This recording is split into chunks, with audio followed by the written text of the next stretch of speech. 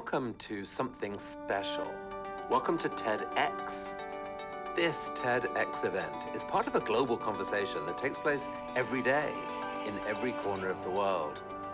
In schools, in theaters, in workplaces, even in prisons, people gather to hear the best ideas bubbling up in their communities. More than 3,000 TEDx events are held every year in 170 countries. It's a remarkable thing. TEDx events are self-organized under a license from TED, a non-profit organization devoted to discovering and sharing powerful ideas in the form of TED Talks. It's not TED itself, but your local TEDx team of volunteers that has done all the work to put on today's event, including booking all of the speakers. It's this team's ideas, dedication, and time that have made this possible. We really hope today's program sparks an exciting conversation. This is a day for curiosity and for skepticism, for inspiration and for action. The more you enter into it, the more you will take out. And now, on with the show.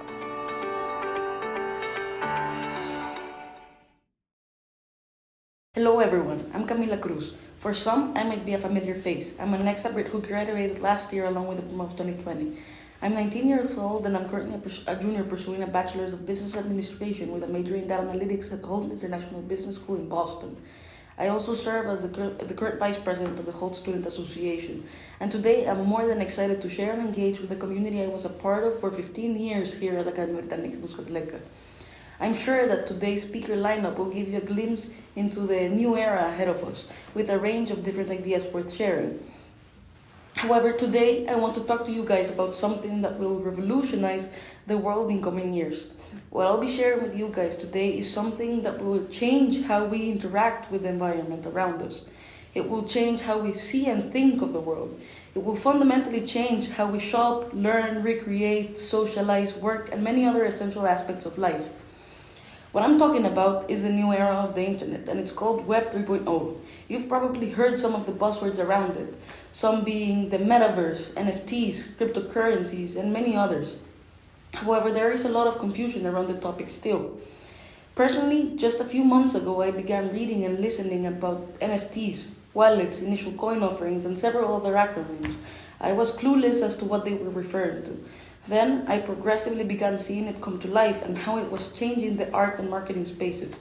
NFTs were being displayed in the screens of Times Square and the halls of one of the most reputable auction houses in history, Christie's. I experienced what I just described firsthand, and I was simply startled. I became interested and started educating myself on blockchain technology and its applications and so forth. I was amazed by the change this would bring to the current society. This transition into Web 3.0 is as overwhelming as it is exciting. This will bring on great contributions for the creator economy and will foster development in a range of different ways. Yet, there are many potential negative implications with the technology that we must consider. We cannot step blindly into Web 3.0. And today, my goal is to give you an insight into all of this and give you a general perspective on the technology behind it all. Let's start with a brief context on the history of the web. The internet in its first steps around 1995 or so was simply an encyclopedia accessible at a global scale. During this time, only static, content-based web pages were used. I like to refer to it as the Internet of Information, and this was Web 1.0. Then came Web 2.0, where not only did we access information, we also provided it, making data a two-way street. This is the current era of the web, and now websites are database-driven and dynamic. In this era, websites enable commerce to take place in the digital space too. The e-commerce and social media revolution began. Many other technologies accompanied this revolution. We started seeing augmented reality in Snapchat and Instagram filters. We saw virtual reality come to life mainly in the gaming space. IoT devices became mainstream with smart home devices like the Amazon Alexa and activity trackers like the Apple AirTags and others. We've also seen the rise of artificial intelligence in a range of different applications. Now, Web 3.0 is coming, and we have gotten a sneak peek into where the world is headed. It's hard to wrap our heads around Web 3.0, and it has several moving parts to it. Broadly, I like to describe it as the experiential web, or the 3D version of the web, for instance. We will no longer interact with the web, we will be fully immersed in it. In Web 3.0, we will see how the physical and the digital converge, and for this, there are a few key technologies that will enable for this to happen. The Web 3.0 ecosystem is comprised of technologies such as augmented reality, virtual reality, extended reality, wearable technology, haptics, the Internet of Things, artificial intelligence, spatial computing, and most importantly, blockchain technology. Let's touch on what blockchain is. And everything leads back to an anonymous persona that is referred to as Satoshi Nakamoto, that proposed an IT system that combined cryptography and distributed computing. In very simple terms, it is a decentralized secure database, and it consists of a network of computers and a chain of blocks, as its name suggests, that stores recorded data that has been encrypted and given a unique identifier. This unique ID is called a hash. Then, mining computers on the network validate transactions and add them to the block that's being built. This block is then added to a chain, which essentially broadcasts and gives everyone a copy of this data to the rest of the nodes in the network.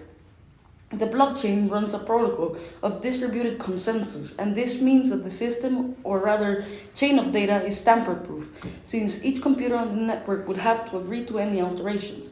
Blockchain is commonly referred to as the trust machine, and this is exactly the reason why. So every time a block is added, it is stored in the chain as a permanent record. Every time a block is completed, a new one is generated, allowing for a chain of permanent records to be formed in a linear and chronological way. And essentially, this can grow infinitely. This is the underlying technology of cryptocurrencies, NFTs, smart contracts, and DAOs, which stands for Decentralized Autonomous Organizations. Many of you may be asking yourself what all this is about, so I'll briefly explain some of them. NFT stands for non-fungible token. I know this doesn't make it any clearer, so I'll try to explain it to the best of my ability. I think the best way to understand NFTs is to see them as digital memorabilia. In essence, any type of multimedia, either it be a JPEG, music, or a 3D render of myself, essentially any multimedia could be an NFT. This multimedia is added as a unique token on the blockchain and becomes an NFT. Since these are all programmable in the blockchain, it could take the form of a piece of fine art, for instance, or a single token of Van Gogh's sunflowers, or the form of trading cards, where there may be several copies in the market. The key thing to understand about NFTs is that they are speculative assets. Their value is attributable by the market, much like the case of art. Today, there are a few range of different types of NFTs you can buy. Even huge corporations have dipped their toes into the NFT market and are experimenting and incorporating them into their marketing strategies. Some of them have been Coca-Cola, Gucci with their NFTs from their Aria collection, Disney's Magic Moments, and even digital versions of some of Andy Warhol's pieces that were auctioned at Christie's for around $3 million. The projects that have taken place and are taking place in the NFT market never cease to surprise me. Would you believe me if I told you that you can buy digital real estate as an NFT? Everything about this sounds like sci-fi, but this is all happening right now as we speak, and you can in fact buy digital real estate. One of the leading companies selling real estate is Superworld. In their website, there are a range of different landmarks currently for sale. Today, 9th of December, the Eiffel Tower is selling for 100 ETH, which converts to about $500,000. Also, we have yet to discuss one of the key buzzwords we've all been listening and reading about everywhere. That is the metaverse. It is worth to highlight that this concept is not technical at nature, but rather a term that refers to a broad shift in how we interact with technology, which is what I was commenting on earlier. The metaverse is essentially the digital space where virtual worlds are created with spatial computing. For all of this, there has been one key catalyst, and that's COVID-19. During the pandemic, we were all forced to the digital landscape, fundamentally changing how we learn, shop, work, etc. Much of what the metaverse will bring to us in the coming years. And we have begun to see this phenomenon in a range of different ways. More and more people are attending virtual events in digital spaces. During the pandemic, artist Travis Scott played a concert in which 27 million individuals participated. This particular event was powered by spatial computing. And here is a small clip of how Astroworld came to life in its own virtual world. Also, much of what the metaverse will bring is starting to take place in gaming. Some of you may have heard of it or even used Roblox. Roblox is a gaming platform that allows users to program games and play games created by other users. Here, users can also customize their avatars with different shirts, body colors, faces, hair, and head shapes. In the games, they can attend concerts, hang out with their friends, and spend money to buy extra features and add-ons for the games. But what I find most interesting is that gamers around the world have logged more than 10 million cumulative years in the game. In fact, Roblox reported its users spending 9.7 billion hours in the game in the first quarter of 2021, a 98% increase from the last year's first quarter. People are spending more and more time in the digital landscape. But what is even more interesting is that now this is playing a significant role in the basic social dynamics that we partake in on a day-to-day basis. Now, some log on to the virtual world to simply hang out with their friends. And on top of this, for many, how they look in the digital landscape with their respective skins and outfits is almost as important as they look in real life. This is a perfect example to show how deeply immersed we will be in the metaverse, to the point in which our sense of identity and self-expression will be able to be digitized. And if we think about it broadly, we can come to realize that the current social media platforms we all use cater to the exact same core social dynamics that the metaverse will impact. Through social media, we express, we communicate, we engage with our circle, we share. Social media likes, followers, and the blue check with the verifications became determinants of the social hierarchy. In the metaverse, we will be able to share and engage with our circle as if we were side by side and connect with a new degree of immersion beyond our unidimensional screens. Technology will enable us to feel the warmth of a hug and the pressure of a handshake. For this, all sorts of virtual reality headsets and other types of wearable technology will be key. And there are a few steps to be taken to make all this the norm. And the world is simply waiting on the needed infrastructural changes to occur. One of them being 5G with the help of VR headsets to become mainstream. This undoubtedly will bring about a range of different opportunities to exploit. However, as I mentioned towards the beginning, there are several implications and considerations to make.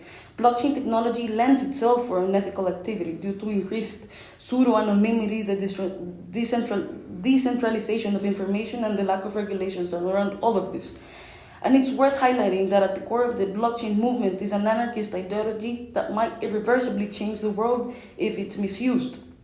Also, it is not completely secure due to the 51% attack problem. If 51% of the computers in the network agree to a particular alteration, this essentially could change the course of the blockchain. And the human factor will always give rise to issues and challenges around privacy, exploitation, and discrimination. The problem arises in conditions of asymmetry of power, where blockchain might enable transactions that are the product of force, fear, and fraud. Additionally, it is my opinion that anything that is programmable is hackable, and I'm somewhat skeptical for the technology's promises in regards to its immutability. Human ingenuity is incredible. It's an incredible thing, and someone will eventually come up with a way to work around any given limitations. It is simply inevitable. Overall, Web 3.0 will bring a range of different social, economic, technological, and legal consequences along with its disruption. And today I invite you to learn and read more on the subject matter to further understand the opportunities and challenges that Web 3.0 will bring in a matter of 3 to 5 years. Again, we cannot step into this shift blindly, and the more educated we are, the better we will be able to exploit the opportunities available and limit the risks that will come along with it. And I want to leave you with this: no matter how small or simple you start, there is a universe waiting to be created. Thank you.